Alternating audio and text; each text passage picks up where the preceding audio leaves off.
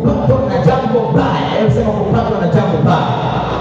Kuna wakati unapitia mambo magumu, mambo mabaya, kumbe Mungu ameruhusu ili aje atimize ile hatima ambayo Mungu ameweka ndani yako. Mfano mzuri tu Yusufu. Hebu tuone leo kitabu cha Mwanzo hapo, Mwanzo 39 ule mstari wa 20. Hapa Yusufu naye alipatwa na jambo baya, lakini jambo hili lilikuwa linampeleka katika hatima yake. Mwanzo 39 na ule mstari wa 20. Tuangalie hapa. Mwanzo 39 mstari wa 20. Mbinu ya pili, kupatwa na jambo baya. Tunamwangalia Yusufu. Mwanzo 39 na mstari wa 20. Bwana wake akamtoa Yusufu akamtia gerezani, mahali palipofungwa wafungwa wa wafalme, naye akawekwa humo gerezani. Hapa Yusufu katika kufanya kazi kwake kwa Potifa likakuta jambo baya. Katika jambo lile lilipelekea aende gerezani. Tunasema hivi kabisa, ambaye nilikuwa na ndoto nyingi, niliota miganda, nikaota nyota, leo niko gerezani. Amekata tamaa, kumbe Mungu ameruhusu jambo baya limpate ili hatima ambayo iko ndani yake iweze kutimia. Wewe leo ukipatwa na jambo baya, usilie, usianze kusema jamani mimi Mungu ameniacha. Hapana, Mungu anataka atimize hatima yako. Haleluya. Kwa mfano Ayubu akasema tamani kwa maisha yako nitaishi kweli. Majibu kila mahali, hana mtu akumfariji, kila mtu anasema akakata tamaa, lakini Mungu hakuruhusu afe ili tu ile hatima ambayo ndani yake iweze kutimia. Kwa alikuwa na jambo mabaya sana, lakini na wewe usiogope. Ukipitia magumu, Mungu anakuimarisha, anataka uwe imara zaidi. Haleluya. Usiogope. Mbinu ya pili, mbinu ya pili, mbinu ya tatu. Mbinu ya tatu, unaweza kupigwa na Mungu mwenyewe. Unaweza kupigwa na nani? Yaani Mungu mwenyewe, ili kwamba akufanye wewe kwenye kusudi lako, anakupiga. Sio Mungu. Nikisema Mungu anakupiga au anapigwa Mungu. Sio Mungu. Mungu ana namna zake za kuwapiga watu. Alimpiga nani sasa? Fungua Matendo ya Mitume hapo tuangalie. Matendo ya Mitume 9:8. Matendo ya Mitume 9 na ule mstari wa 8. Imeandikwa, Sauli akainuka katika nchi, na macho yake yalipofumbuka hakuona kitu, wakamshika mkono wakampeleka Dameski. Tupande hapo mstari wa 6. Matendo 9 kuanzia 6 mpaka 8. Lakini simama uingie mjini, nawe utawaambia yakupasayo kutenda.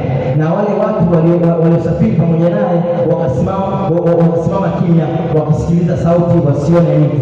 Sauli akainuka katika nchi, na macho yake yalipofumbuka hakuona kitu, wakamshika mkono wakampeleka mpaka Dameski. Hapa tunapata habari moja ya Sauli. Sauli huyu alikuwa ni mtu ambaye anawaua sana watu ambao walikuwa wanamfuata Yesu Kristo. Alikuwa akisikia mtu analeta habari za Yesu Kristo, wanamfuata, wanamuua, wanampiga. Kwa siku moja alikuwa anatoka katika safari yake anaelekea Dameski. Wakati anaenda kule akakutana na Mungu mwenyewe. Akamwambia Sauli, Sauli, mbona unaniuzi? Anaambia, ni nani wewe? Sema, ni mimi Bwana unayeniuzi. Unaelewa? Kwa sababu katika ule mkutano Mungu akaruhusu Sauli awe nani? Awe kipofu. Lakini Mungu alikuwa ana mpango mzuri sana nani? Na Sauli.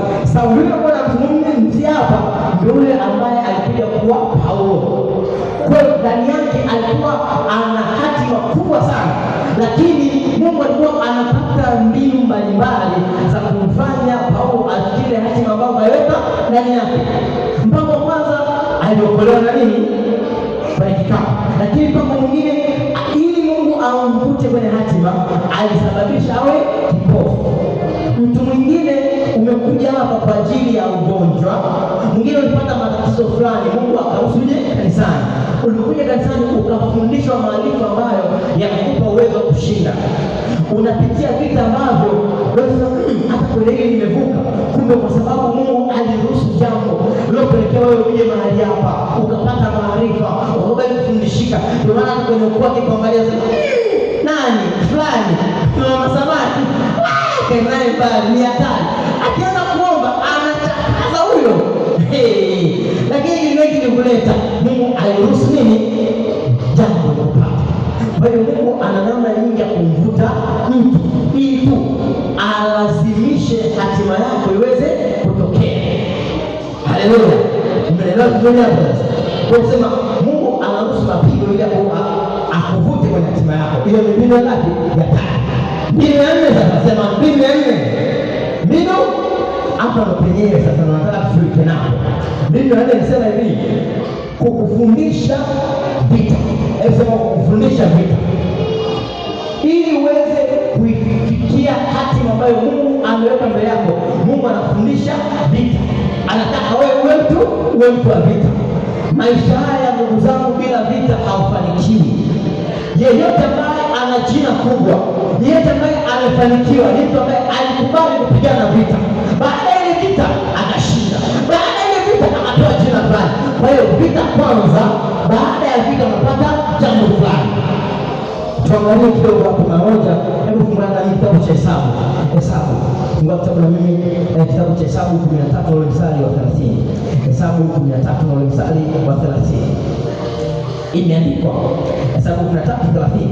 Kalebu akatuliza watu mbele ya Musa akasema, na tupande mara tutamaraki, maana twaweza kushinda bila shaka. Unaelewa?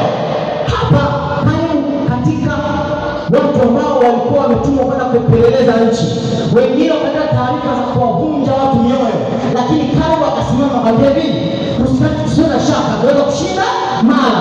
Anajua kabisa anayetupa nguvu ya kuweza kushinda ni nani? Ni Mungu. Lakini kwa wana wa Israeli walikuwa sawa kabisa, Mungu aliwashindia tangu wanatoka Misri. Kwa nini sasa hivi wakate tamaa? Kwa hiyo yamkini kuna mahali ulikuwa unashinda sana vita, ikafika wakati ukakosa tumaini kabisa, ukasema hivi kweli nitafanikiwa?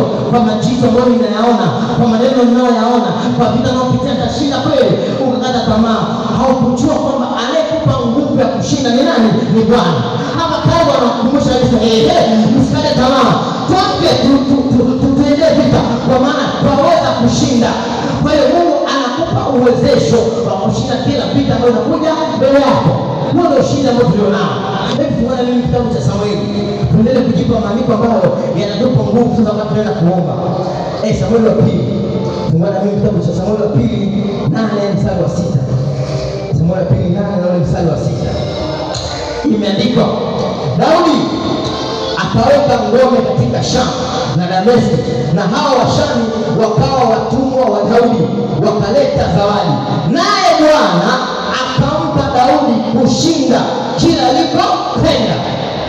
Mungu akitaka utimize hatima yako anakupa nini? Kushinda kila vita ambayo inakuja, wewe unafanya unashinda. Kumbuka hatima Daudi ilikuwa nani?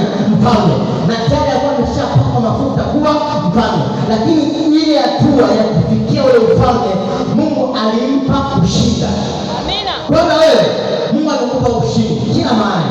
Wakati wa mapinduzi Mungu amempa kushinda, ila ile prosesi ya kufikia kwenye urais inabidi ashinde. Kwa hiyo Mungu anampa uwezesho ndani yake wa kushinda kila vita.